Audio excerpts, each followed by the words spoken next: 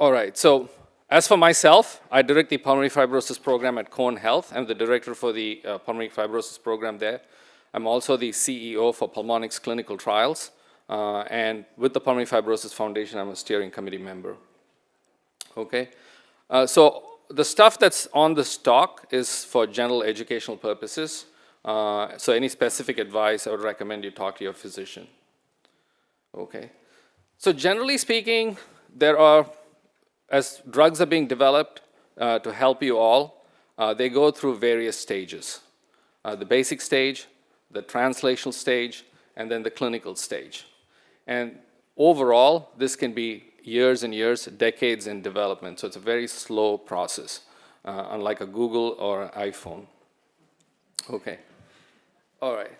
So the first thing to understand is what is basic research, okay? This is stuff that takes place in the lab.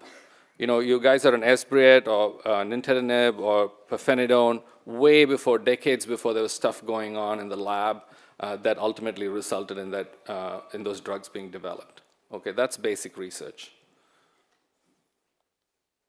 Okay, basically there are two types of basic research. What's called in vitro, which is basically through it, you know, commonly talking about it, it's test tube experiments, cell culture experiments, okay? And then there's the animal phase. So those are the two types of basic research, okay? Here, the main principle for the scientists, these are the people you'll see on picture with like lab coats. They have NIH grants, and they're really there to understand a very specific part of a disease process, a very micro amount of information, but can take years and years to perfect that science of understanding, very painstaking experiments, okay? Once they figure out something's working, then they'll try to come up with medications that can try to manipulate the process and then help solve the problem, okay? From the cell, things go to the animal. Typically, it's like mice. And this is where like a lot of principles are tested. So this is like a living animal, like where you can test principles before you take it to a human. And this gives what we call a signal, where it'll tell us if a drug is working or not, and it can give us also a sense of safety. What happens to the animal's blood pressure? What happens to the animal's brain? What happens to the animal's kidney? Will the animal die? So this is, just to give you a flavor, a broad example of what would be considered a basic science discovery, okay? In IPF, idiopathic pulmonary fibrosis, a common molecule or a chemical that's targeted by different biotech companies is something called TGF-beta, okay? That discovery has come through years and years of basic science research. So that's just an example. The genetic differences seen in IPF have also been through basic science discovery. Then we go to translational research. This is about taking something from the cell or the animal to the human and testing for a principle. Physicians call it bench to bedside, okay? And the clinical trials are very much part of this process. And then the clinical trials this is all part of one continuum. And with clinical trials, there are usually 4 phases of clinical trials. And these, again, go on for many, many years. You have to go through this sequentially, 1, 2, 3. And after 3 results in approval. And then 4 is post-approval. Okay. And each phase addresses a specific problem and tries to solve that question. Okay. So the first one is like phase 1. Okay, what is a phase 1 study? This is really early phase. We've found something that's working in the cell, it's working in the animal, let's take it to humans, okay? And this is the first time it's ever being tested in a human, okay? So obviously there'll be concerns about safety. If you're going to participate in a phase 1 trial, this is not to see if this drug is going to work. This is about seeing if this drug is going to be safe, okay? So they're going to take a dose that worked in the animal, they're going to lower that dose to be safe in the human, and then they're going to test it.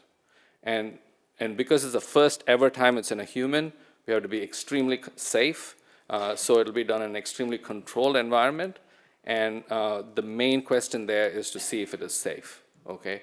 and different doses will be tested, and usually an extremely small sample. So they'll usually start out with like healthy volunteers, okay?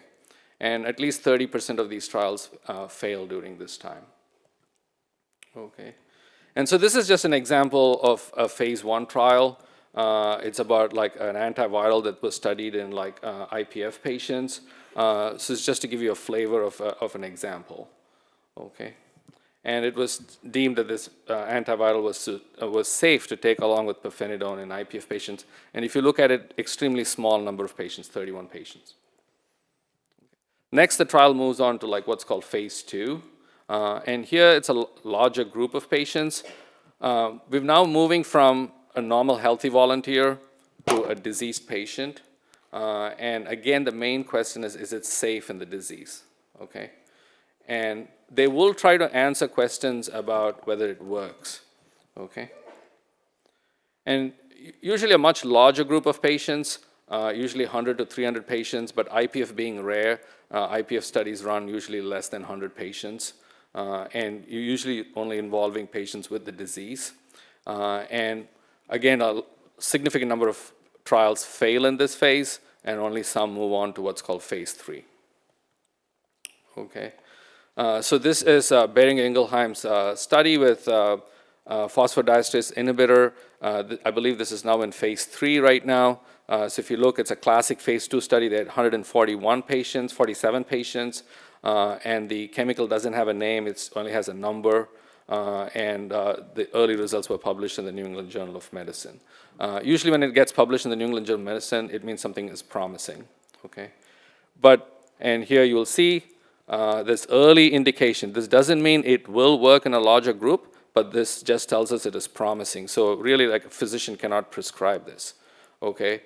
So patients who were on the drug, did better by persistently better lung function. Okay. And simultaneously in phase 2, this is the most important question, is the safety. In this particular compound, they found this compound caused diarrhea, okay, just like the other approved drugs. Okay. So generally at the end of phase 2, scientists are getting a signal that this drug could work and get a sense of the safety, okay? And if the FDA approves it, it goes on to phase 3. Okay. So phase 3 is the main trial. This is when, at the end of it, we'll know if the drug works, how safe it is, and if it's going to be approved. Okay. So this is the most important trial. So therefore, it's an extremely large trial. It's done across many countries, many centers, to get a diverse population. And the main question is if it works, and the secondary question is about safety. Okay. At this stage, maybe 1/3 of the phase 3 trials are approved, okay? And the approved drugs since 2014, nintedanib and pirfenidone, they're all classical examples of phase 3 trials success, okay? So this is with nintedanib. You look at it, large number, 1,000 patients, okay? And sorry, the slides got flipped out, but nintedanib slowed the decline in lung function. Okay, and we got to know about the side effects, mainly GI side effects. Likewise, pirfenidone, also published around the same day, 555 patients in this group, and again, slowed the decline in lung function, and diarrhea and other GI side effects was a main part of the side effects, especially nausea and vomiting. Okay. So that, at this point, a drug gets approved, and that's exactly how pirfenidone and nintedanib got approved, okay?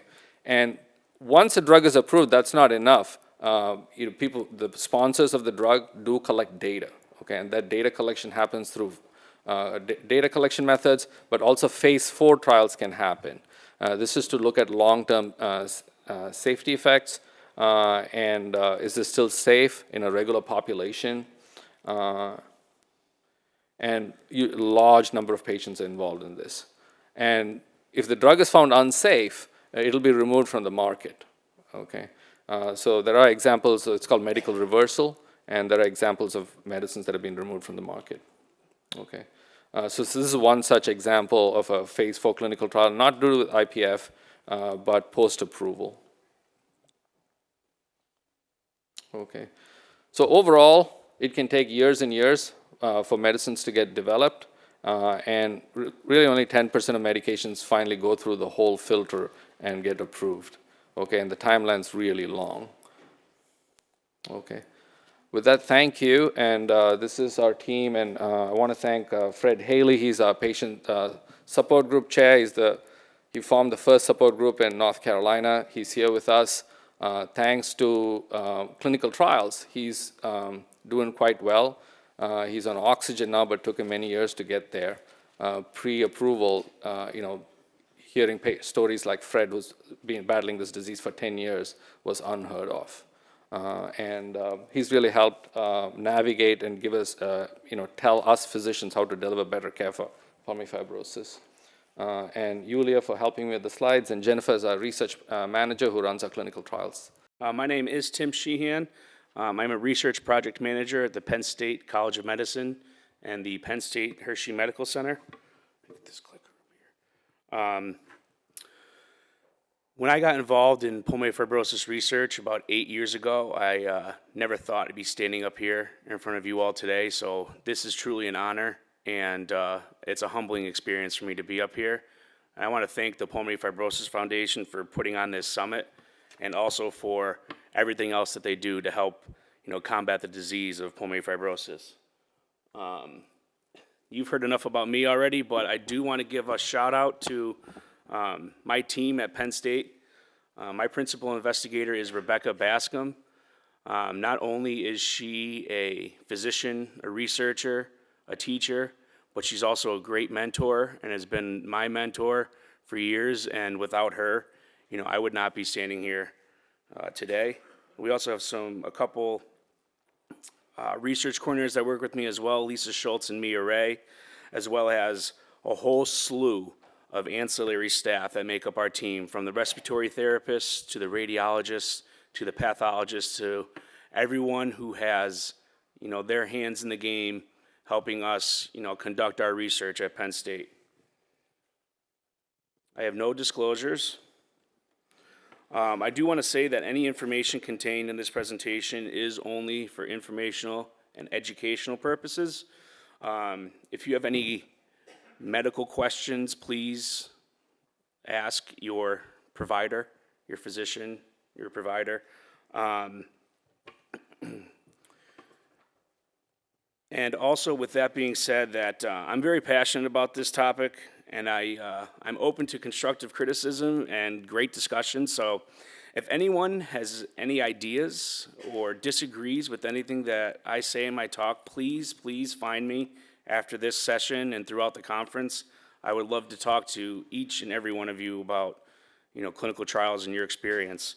So to start off, I'd like to ask, for my own curiosity, how many, if anyone in here by a show of hands, has participated in a clinical trial before? Okay, well, thank you very much. Thank you for being part of the team. That is the point that I want to hammer down on today, is that we are a team. Everyone being here, just by being here, is part of the team in the fight against pulmonary fibrosis. Clinical trials, they are research studies that involve an intervention. That intervention is used by people, human participants. That intervention, when we think about it, when I talk to participants, they think about medications. But an intervention could be a lot of things. It could be a medication, it could be a surgical intervention, it could be a device. I've done clinical trials that are exercise programs, therapy-based, imaging techniques. There's all different interventions out there. It's not just medications, but that is what makes a clinical trial is that there's some sort of intervention that is being tested.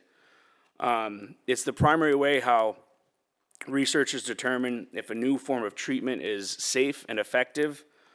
And that's either more effective or less harmful than what's currently on the market or part of standard of care, or if it could help be more effective on top of current standard of care treatment. clinical trials, they also look at other aspects of care. Not only just look at all different things, not just does it improve lung function or does it slow down progression of the fibrosis, although those two are main components of clinical trials. You know, they also look at quality of life, the roles of caregivers. You know, this disease is not only physical, but it has mental ramifications as well, spiritual, behavioral, social, economics effects. So physical ailment is not just the only leg of the stool when it comes to pulmonary fibrosis. And other aims of clinical trials, testing ways to diagnose a disease early, finding approaches to prevent a health problem. A lot of people who participate in clinical trials have already been diagnosed, with some sort of condition or disease, but the data gained from clinical trials helps us to learn how to prevent diseases in others or to identify it early on, and that way we can better track prognosis or progression. It can also look at lifestyle changes. It's all about data. Data. These clinical trials gather so much information from so many different aspects of participants' lives and their care and their disease. And data is so important because the more we know, the more we can see. And the more that we see, the more that we can learn and build off our knowledge. The more ideas that can be generated moving forward. It is all about progress, and it is not perfect, folks, but it is all about progress. Just, are we better than we were the day before? So that's why, so this whole explanation of clinical trials is to try to emphasize how important they really are. Without clinical trials, all the treatments, medications, interventions, devices, medical equipment, all of those things do not exist without clinical trials. We have to know if something works, and we have to know if something is safe. Every new medicine that hits the market has gone through a clinical trial that was just explained before me. We owe all of our current treatments to the clinical trials themselves, but also to those who participated in them. The main point is, without clinical trials, we don't have treatments, and without patients to participate in clinical trials, we don't have treatments. Even those clinical trials that do fail, or we do not get the results that we hope for, we even learn from those as well. Learning what doesn't work, I believe, is just as important as learning what does work, because then we either can tweak what we've been doing and move forward, or we can leave it at the curb and move on to something else. And even in those trials that do fail, we learn a tremendous amount through the data that is collected in those clinical trials. Data that's collected from the participants, from the human beings that dedicate their time, their energy, their bodies to developing better treatments, not only for themselves, but for future generations as well. And then the data and the publications that come out that was just shown the previous talk before me, those papers help guide physicians in their daily decision-making as well. So, doctors can learn what is going to work best for somebody, in what dosage and what formulation. Clinical trials also test different formulations of the same drug as well, inhaled versus oral versus infusion versus injection. There are all different types of clinical trials for someone to participate in. Not all clinical trials are going to be right for you, and you are not going to be right for all clinical trials. But if you'd like to participate, there is one out there, I believe, that is right for everybody. So why participate? Like I said, the main point is that without participants, these trials don't exist. Without these trials, medications don't exist. Treatment comes to a standstill. We can go through all of the research we want. We can find the best formulation, the best medication, the best exercise program that we want. But if we can't test it, we'll never really know if it works. It also gives participants an opportunity to take an active role in their care. It does allow, so all these treatments have not been approved yet, they're not on the market. So participating in a clinical trial, that gives you an opportunity to access a treatment that's not otherwise available to you if you were not to participate. It can be used in lieu of standard of care if you can't be on standard of care for whatever reason, side effects, finances, etc. Clinical trials do provide another option for patients. And then, as always, by participating in a clinical trial, you are taking part in the fight against pulmonary fibrosis. There are future generations down the line that are going to become diagnosed and have to live with pulmonary fibrosis. I hope one day that that is not true. I was talking to somebody yesterday and I said, I absolutely love working with pulmonary fibrosis patients and in this field and in research, but one day I hope that I don't work in pulmonary fibrosis. And that's not because I don't like it, but I hope one day there is no pulmonary fibrosis. But without people participating now, that day does not come. Future generations need us now, all of us. We are all pieces to the same puzzle. We are all part of the same team. Researchers need pharmaceutical companies. We need funding from federal agencies. We need doctors. We need respiratory therapists. We need you. You are part of it. Also, I will say that this is what I tell all of my participants. No one is more closely followed than somebody who participates in a clinical trial. I have one right now where I call my patients weekly. They all have my personal cell phone number. All my participants, not all the patients, but all my participants in clinical trials have my personal cell phone number. I got a call on the plane on the way to this summit. I'm available day and night.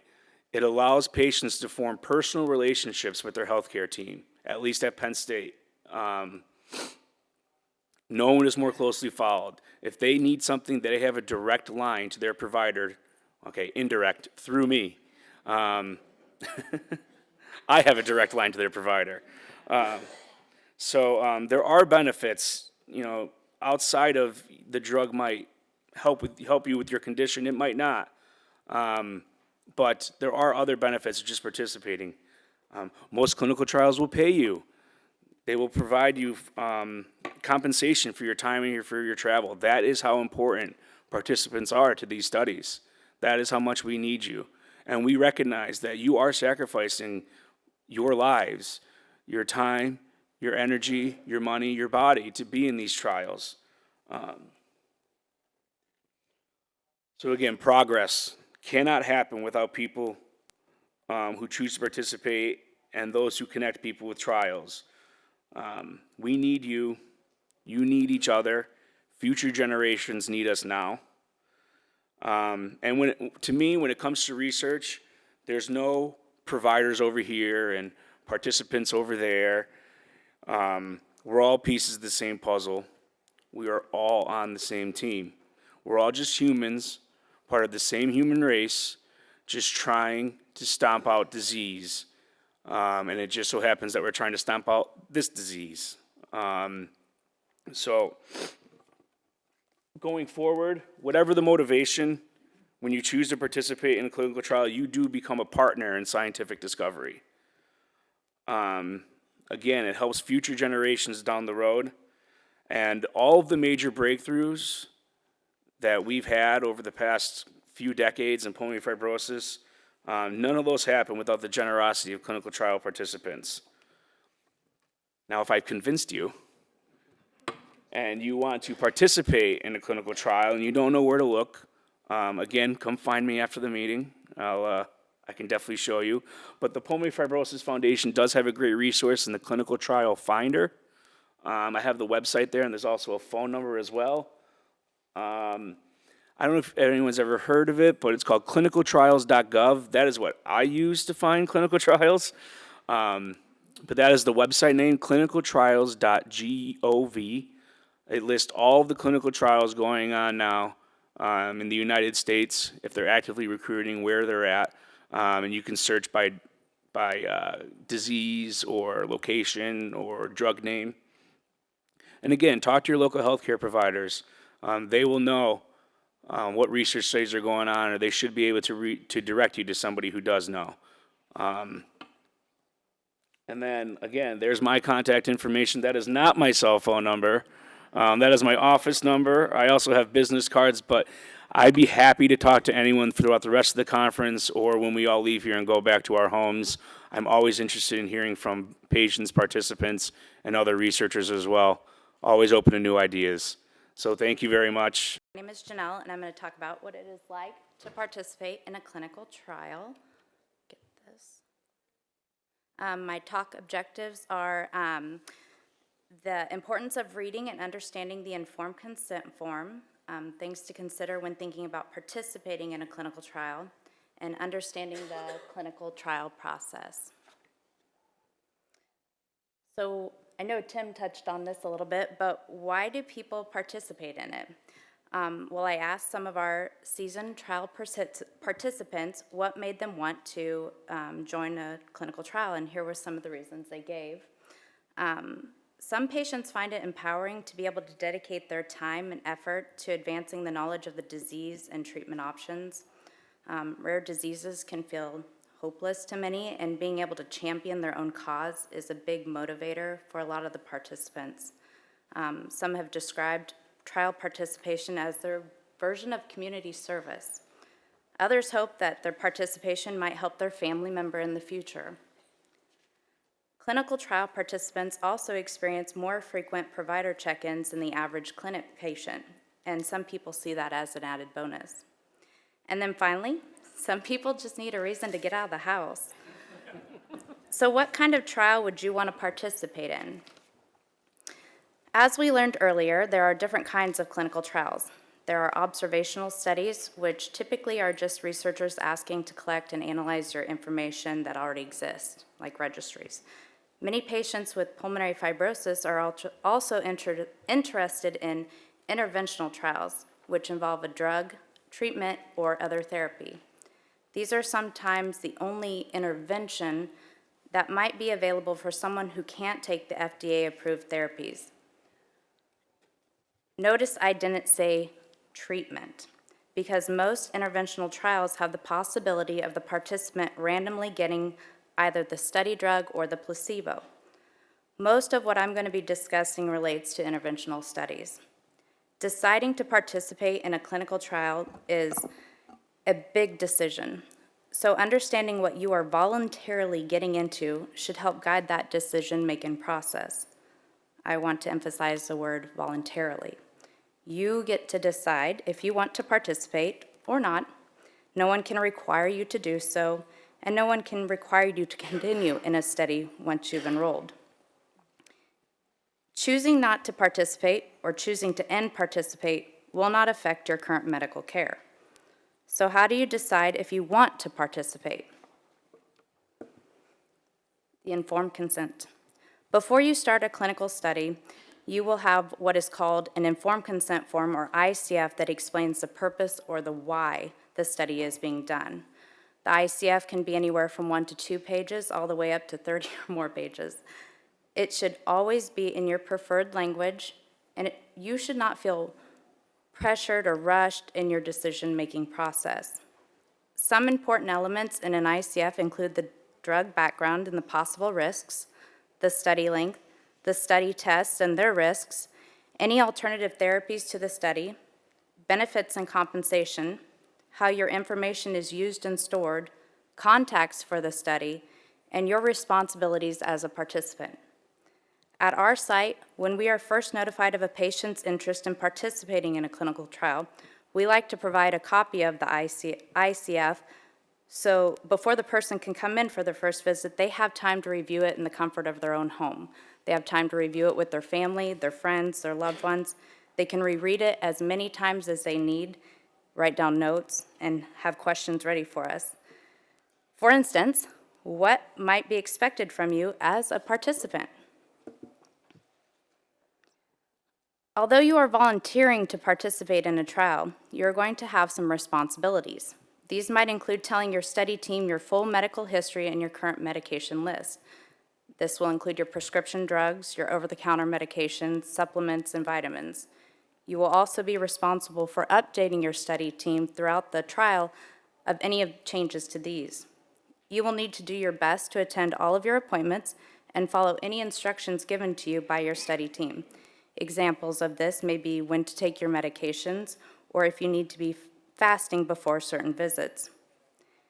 Communicate with your coordinator if there will be any issue with attending your upcoming appointment. That way they may be able to adjust your appointment if the protocol allows. You will need to tell your study team about any side effects or changes to your health that you experience. This could be something obvious like nausea and vomiting, or it could be something subtle like feeling a little more tired than usual. Even if you don't think or feel it's related to the study, we ask that you are open and disclose any changes that you are experiencing.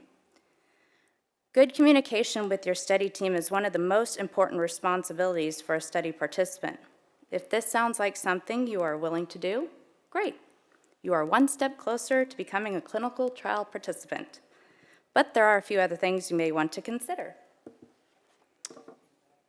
One question is often asked is, can I do 2 different trials at the same time? And the answer to that is, it depends. A lot of times you can be in an observational study, like a registry, with no experimental treatment, and an interventional study at the same time, but it depends on the individual study protocols. For safety reasons, you should only ever be in one interventional study at a time.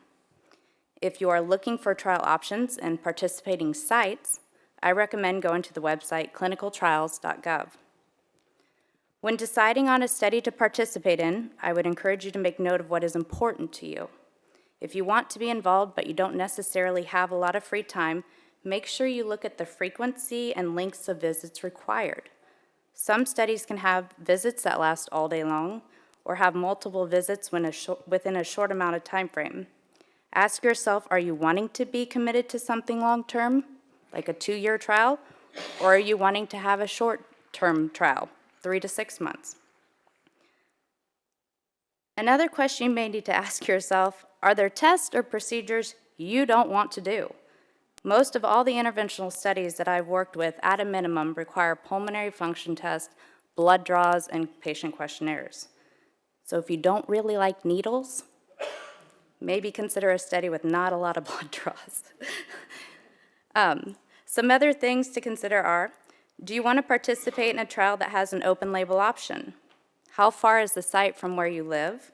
Some sponsors, like Tim was saying, will cover the cost of reimbursement for travel and possibly cover a hotel stay if needed. Do you have enough oxygen for your appointments? Will the site allow you to use their oxygen? Are there wheelchairs available for you at the site to help you get around? Is the parking easy? Is it paid for? We encourage questions because we frequently learn things that we can make participation easier for all of our patients because someone spoke up about an unmet need. So please don't hesitate or be afraid to ask your study team questions. That's what we're here for. Speaking of team members, let's talk about the key players. Each site will have a study team that will work with you throughout the trial. The primary investigator, or PI, is usually the physician that oversees all the study activities at the site. At our site, we have lead coordinators for each study, so patients get to see and talk with the same person at each visit. We have sub-investigators like myself who will see the patients if the PI is unavailable. You may meet other study staff too, depending on the site you choose and the study's needs. It is highly encouraged that you communicate with your normal healthcare team that you are in a clinical trial. Most studies provide a wallet card that has information and contacts for the study, which then you can show to your providers. You're encouraged to keep up with all of your regularly scheduled appointments because research visits do not take the place of your normal standard of care treatments and plan, especially if your normal pulmonologist is not the principal investigator for the trial. There's a chance that some of your study procedures, like PFTs or blood work, can be shared with you with to take to your non-study providers. This is just a possibility. It's not always the case, but either way, it doesn't hurt to ask, because why do more testing if you don't have to? All right, let's say you've read the ICF, you've considered everything, and have decided to do an interventional trial. Let's walk through what that'll look like. First, you'll work with the coordinator to set up a convenient time for you to come in, sign the ICF, and begin the screening process. Screening basically means to determine if you meet all the yes/no list of requirements set by the sponsor, which determines if you'll qualify for the study or not. If you are able, we encourage you to bring a family member, friend, or caregiver. The coordinator or PI will go through the informed consent form with you prior to signing that you agree to participate. At the screening visit, you may have a variety of testing done, such as PFTs, HRCT, lab work, and EKG, or whatever the study requirements are. Your medical history and medications will be collected and reviewed. There may be questionnaires you need to complete, and a provider may do a physical exam on you. The initial screenings for an interventional trial can be quite long, sometimes lasting 2 to 6 hours. For most studies, you won't know if you qualify for that until a few weeks after your screening visit. If you do qualify, you'll be asked to return for a randomization visit. Randomization refers to the assigning of the treatment or placebo group and is typically done through a third party so that neither the participant nor the coordinator knows what assigned product you get. This is referred to as being blinded.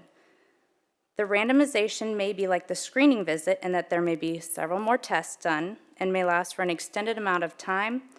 You will likely take your first dose of study at this visit. All right, we're still walking, so bear with me. After randomization, you will come back for your scheduled visit per the sponsor's requirements. These visits may be more frequent, spaced out, longer, shorter, with more or less testing. This all depends on the trial that you're enrolled in.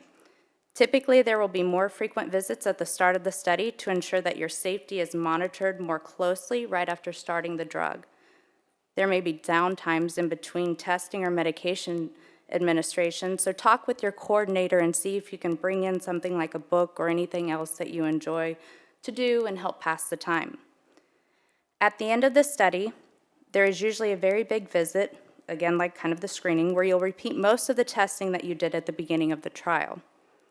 After this visit, there is also a shorter visit that will occur a week to a month after you've stopped taking the study drug, and this is just to check in on you and make sure you aren't developing any new symptoms. Lastly, some studies may have a two-part trial where the first part is the placebo-controlled, meaning you aren't guaranteed to be on the study drug, but once you complete that part, there will be an option to participate in the second part, which is called the open label. You will more than likely do all the same testing that you did in the first part, but now you will be definitely getting the study drug. Not all studies provide this option, but usually the further along in testing the drug is, the more likely this option will be available. And that's it. That's what it's like to participate in a clinical trial. For those here today that have participated in clinical trials, thank you. Progress in treatments and cures happen when people participate in clinical trials, and none of what we do is possible without you. For those that are considering or maybe on the fence about clinical trials, reach out to Tim. You can always just start with, surveys, registries, or try a shorter interventional trial just to kind of get your feet wet and get in the door there. And for those that aren't interested, because it's not for everyone, or if you're unable to participate in a clinical trial, there are other ways that you can be involved: advocacy groups, support groups. If those aren't in your area, start one. In closing, I do want to give a special thank you to Dr. Bertram Maidment, a PhD, and my coworkers for their time, input, and support in helping me put this presentation together. And thank you all for your time. Oh, it is such an honor to be here, and thank you all for being here. I was able to talk about the registry in a session like this yesterday, so I tried to make this one a little bit different, just in case some of you were there yesterday, but to really talk about the registry, what that is in terms of a research study. It's different than clinical trials, and then give you some examples on how the Pulmonary Fibrosis Foundation Registry has started to move the field forward and been productive in terms of answering research questions. These are my disclosures. There are various pharmaceutical companies that I work with consulting to try to help design clinical trials and research programs to move this field forward. So we've heard a lot in the past few talks about clinical trials, right? You have a compound, you have preclinical basic data that suggests it should work on a disease, and now you have to test it. And we also heard how most of the time, more times than not, it doesn't work. And that's clearly the importance of doing clinical trials. Well, registries are a very different type of study. Is there anyone here who's been in the Pulmonary Fibrosis Registry? Awesome. Thank you. You'll see your output here in just a few minutes. Very different from what we've heard about, right? No protocol visits. Yep, I mean, yes, I signed up. Maybe I gave a blood sample. But then my information, whatever was done, happened to me, my clinical care, breathing tests, lab values, those were pulled out of my medical record, put in a secure way into a database, but it was more real world. Whatever happened, whatever your doctor was doing was captured, collected, so it could be studied, but it wasn't protocolized like a clinical trial. You know, clinical trial, I have to come in every 12 weeks, and maybe 7 before or 7 after, but it's got to be right on there. It's very, very, very protocolized. Getting into a trial, as you heard, there are very strict inclusion criteria and exclusion criteria. A registry says, what's your disease? Oh, you fit into our registry. Doors are open, come on in. So it's a very different type of information. It's much more, like we like to say, real world, where clinical trials are very stringent. They get lots of data. They serve a purpose. Registries serve a different purpose. They give us a look at kind of real world data and how that can help us understand the progression or prognostic factors or outcomes from diseases. The PFF has a registry that has evolved over time. So in 2016, the registry started with centers. So care center networks, people would go to the care center network. Those network sites could enroll you in the registry. They would give you a consent document, you'd read through it, they'd enroll you in the registry if you signed the consent, and then the site, for the next 5 years, would enter data. Every 6 months, they would go into your record, find out, did you have a hospitalization? What medicines are you on? What were your breathing studies? Every 6 months, they would ask you to fill out some questionnaires, some patient-reported outcome quality of life questionnaires, but it was very center-based. We've now transitioned about a year ago, July of 2022, to what we're calling a community registry, where it's no longer center-based, it's subject-based. Patient, caregiver, transplant recipient, family members can go online, sign an electronic informed consent, and enter your data yourself at baseline and then every 6 months. So we don't have to stay at the centers, we can disperse beyond. So that's what the registry looked like, and is looking like. What data were collected in the registry? So a lot of clinical information. What was the diagnosis? What other medicines were you on? What were your breathing studies? What other health conditions do you have? If you'd had a CT scan, which most people have as part of their diagnosis, the CT scan that was closest to your time of enrollment, and then 2 subsequent ones, if you had follow-up scans, were uploaded. The data from that CT scan, those raw images, were uploaded into a database so those CT scans could be used for research. There were patient-reported outcome questionnaires that looked at general quality of life, fatigue, cough, shortness of breath. Big medical events. Did you get a lung transplant? Did you die? Were you hospitalized? What types of big events happened during the course of being in the registry? And then about 90% of people put their arm out and said, yeah, take a blood sample. And that blood sample was taken back to a central lab. It was processed for DNA, RNA, and different types of serum and plasma, put in many small aliquots, so that single blood draw could be used for multiple different types of studies, looking at biomarkers or trying to understand that pathobiology of the disease. The registry went for 5 years. We stopped entering data into this first part of the registry in the fall of 22, so about a year ago. But over those 5 years, look at the power of 2,000 people allowing their data to be entered into the registry. So there were 1,600 blood samples that could be used for basic research, almost 3,000 CT scans available for research, almost 15,000 individual pulmonary function tests that you can plot out over time. So a huge amount of data that researchers are being able to use to say, I've got a question. Well, let's look at the registry and see if the registry can help me answer that question so we get a little bit smarter about what we do. At the center of all this is patients. We want to improve the quality and quantity of life for patients with pulmonary fibrosis. Doing that through research, better understanding practice patterns, advocacy, and community engagement. So now I want to tell you a story about how the registry was used to facilitate what we hope will be a groundbreaking clinical trial. So let me take you back in time when I was a wee little fellow and we treated pulmonary fibrosis with immunosuppressive medicines. We gave people high doses of steroids.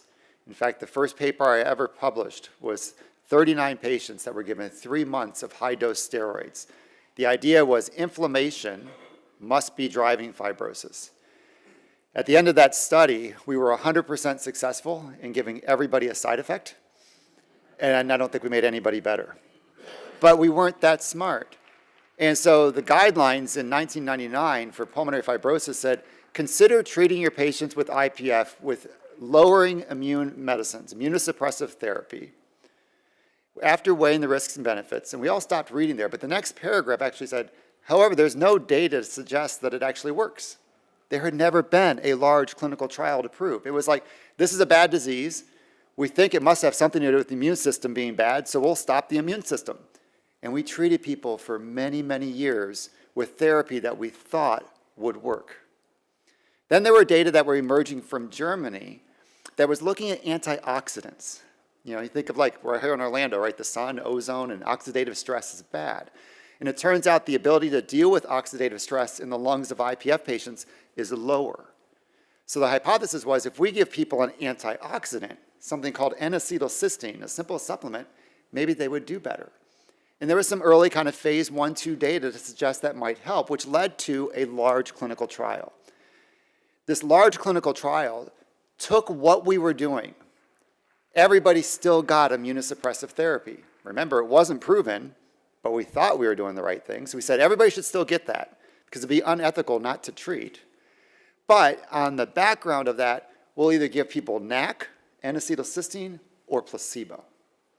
And shown on this graph here are the changes in lung function over time. If the lung function was parallel, flat, there was no change. Both study groups went down, but the top one in each of those that went down more slowly showed that you slowed the progression of lung disease. And that group was the group that had immunosuppression plus N-acetylcysteine. As we already heard, this was published in the New England Journal of Medicine. It's like the Bible of medicine, right? This is going to be good. And there were arguments that this is the new standard of care for pulmonary fibrosis. But then some people took a step back and said, okay, that's great, that's better. We know one thing is better than the other, but maybe that NAC works by itself. Or, this was like the real heresy, maybe NAC is preventing toxicity to what we've been doing for decades, immunosuppression. So we tried to answer that. We heard this morning about the village. So part of the village that did this study was the NIH, the National Institutes of Health. They funded this study to be done in the country, where we did 3 arms of the study, 3 different possible treatments. True placebo, so not giving anybody anything. N-acetylcysteine, this antioxidant alone, or immunosuppression with the antioxidant. That winning combination in the last study. Our hope was that NAC would win. We suspected that we would prove that one of those arms was better than placebo. But speaking to the importance of doing the study before we just treat people because we think we know what we're doing, we were extremely surprised when this trial was ongoing. When clinical trial, you heard about the safety of trials. One thing that happens in a clinical trial while it's going on, because they take years to go on, is there's an independent group called a Data Safety Monitoring Board. They're not part of the company. They're not part of the NIH. They're not part of the investigator team. They're individual experts isolated from doing the study, and their role is to monitor the safety of the study. If there are serious adverse events, they hear about it.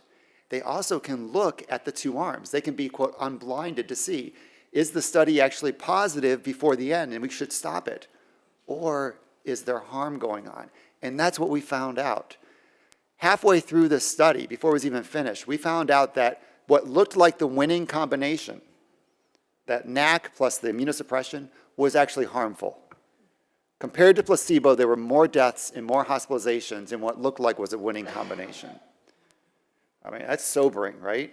If we hadn't done the study, we'd be still treating people with medicines that were shortening lives and increasing hospitalizations.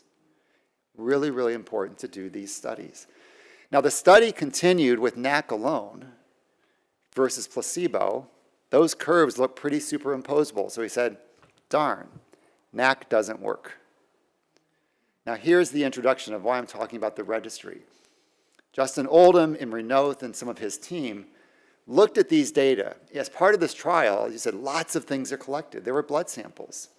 And there's a gene, an immunoregulatory gene, that comes in 3 flavors. Think of it like a Macintosh apple, a Granny Smith, and a Red Delicious. They're all apples, but they do have a little bit of a difference. So in this TALIP gene that comes in 3 flavors, when they looked at, based on what flavor of this gene you have, how you responded to NAC in the trial, whoa, there was something very interesting. It turned out that on the left, 25% of the people that had that genotype, 1 in 4 patients with IPF, they actually got harmed on NAC. They did worse. The middle curves, which was 2 out of 4 people, 50%, it didn't make a difference. But 1 in 4 on the right looked like they might benefit from NAC. Now, if you put all those together, you get that last curve where everything looks the same because you've averaged it out. But you heard, if you went to the plenary session this morning, the precision study. The precision study is testing this. It's looking at the precise, those 1 in 4 people that might have this favorable genotype, and seeing if NAC improves outcomes in those things. That would be the first precision-based medicine in IPF. So why am I talking about this in a registry talk? So think about planning and executing a clinical trial. You want to enroll 200 people, but you know from the start, when you even start the study, that 3 out of every 4 people that you approach are not going to be eligible for the trial because they don't have the potential precise favorable genotype. It makes it, what we say, unfeasible. Well, what were we able to do? Remember those thousands of biosamples that were in the registry? We could actually go to those biosamples, do the genotype, find the 25% of people that were in the registry that had the potential favorable genotype, and ask them, hey, let me tell you about this study. You qualify. And so it could really speed and help enrollment. So by being in the registry, having that data, it allowed us to start this study, which without it really would have been infeasible. It never would have been funded because people would say you'll never find enough people to get that study accomplished. The other thing, so that was the precision study. It's a collaboration between the NIH, philanthropy through Three Legs Foundation. It's also going to do things like looking at biomarkers and try to understand the pathophysiology.